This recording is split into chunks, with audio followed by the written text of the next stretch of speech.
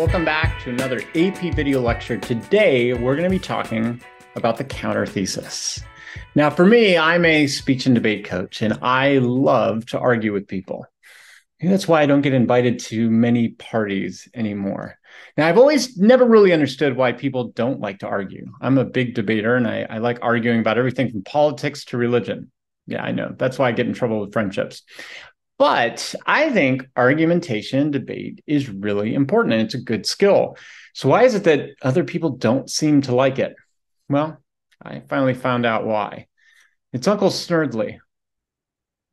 Okay, what am I talking about? Uncle Snerdley. We all have an Uncle Snerdley.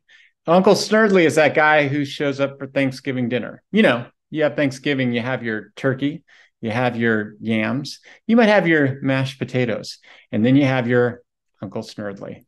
Uncle Snerdley is that guy who we all love, but he loves to show up and he loves to stir up a little controversy. He's got his VIP status.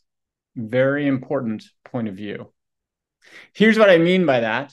Uncle Snerdley at some point during the dinner loves to say, hey, I've got a very important opinion, and I bet you're going to disagree. Now, when Uncle Snerdley does this, you know he's not really getting into it because he wants to hear your point of view. He just wants to put out his point of view and get everybody riled up. And before you know it, everybody's riled up. They're angry. Nobody wants to talk about it anymore. That's why a lot of people hate debate and they don't want to get into it. Debate's competitive. It's aggressive. It's a winner take all kind of a system, right? Not necessarily. Actually, debate and argumentation don't have to be that way. Sure, in competitive debate, there's got to be a winner and a loser. But in real life, that's not really the way debate works. In fact, argumentation and debate is not even about just having two different competing perspectives. It's usually about having multiple perspectives and weighing those perspectives. Now, does that mean that all perspectives are equal? No, I really don't think they are. Some perspectives are just more persuasive than others. But typically in any debate, pretty much most perspectives we bring have some element of truth to them. That's why we can say that when we make an argument, especially in history, we never want to say one side is 100% correct. We want to develop complexity to our argument and say, hey, there's something for us to look at, even though we think our opinion is a little more correct. So what is the counter thesis? The counter thesis is when we say, and here's your formula on this, while X was true, Y was more true because. In other words, we can admit that our opponent has some truth to what they're saying. We're just trying to make the argument that overall, our point of view has a little bit more credit, at least in our minds. Okay, why is this important? How does it help you? In your essays and DBQs, it's extremely helpful. In your essays, it's helpful because it allows you to show multiple different sides of the story. In your DBQs, it's even more helpful. You're going to get 7 documents, and sometimes it's really hard to find a pattern that fits for all the documents. You don't have to. Find a pattern that fits for most of the documents, your thesis, and then you find a pattern for 2, maybe 3 documents that fits another pattern. That's basically your counter thesis. Okay, now, when you're doing your counter thesis, then how do you organize that? What do you do with it? I'd suggest that there are at least 3 ways that we can think of. One way to organize your counter thesis is by historical thinking skill. So when we think of change in continuity, comparison and contrast, cause and effect, we can organize our counter thesis as one skill and our thesis as the other. Change could be the counter thesis, continuity the thesis. Comparison your counter thesis, contrast your thesis, and so forth. Another one is by controversy.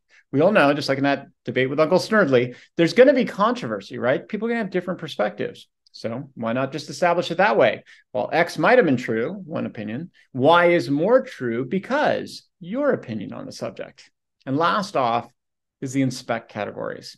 The inspect categories are all those different themes, right? Interactions with geography, social, political, economic, cultural, technological.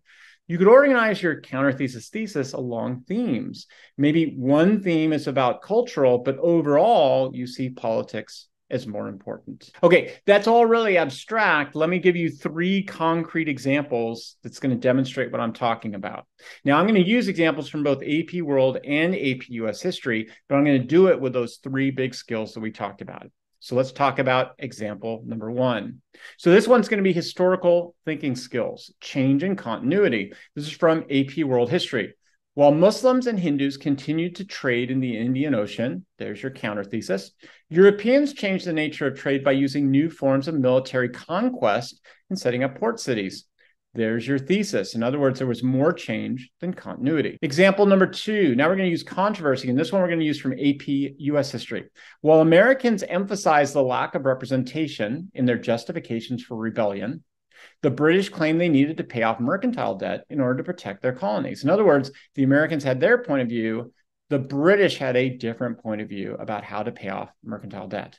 Last off, example number three. This one we're going to use from inspect categories. So from inspect categories, even though European nations did seek to exploit resources from colonies, there we've got economics, their main motivation to do so was a new belief in racial hierarchies and their desire to spread European national identities. There's cultural when it comes to inspect. Okay, so what are our takeaways when it comes to counter thesis structure? It's so important to have a counter thesis and thesis for the following three reasons. One, you're going to demonstrate that you know a nuanced opinion of the subject. That means you can see different perspectives. Two, this is a great way to organize documents and examples. If you can't find one pattern that fits all, you can create two patterns. And those two patterns you can then weigh against each other. And three, we've got concrete ways to do this. You can do this again using historical thinking skills, controversy, and different inspect categories. All you have to do is weigh them out. So again, here's your formula. While X may be true, Y was more true because. This is going to allow you to deepen your argumentation and become a better writer. Thanks a lot. See you in class.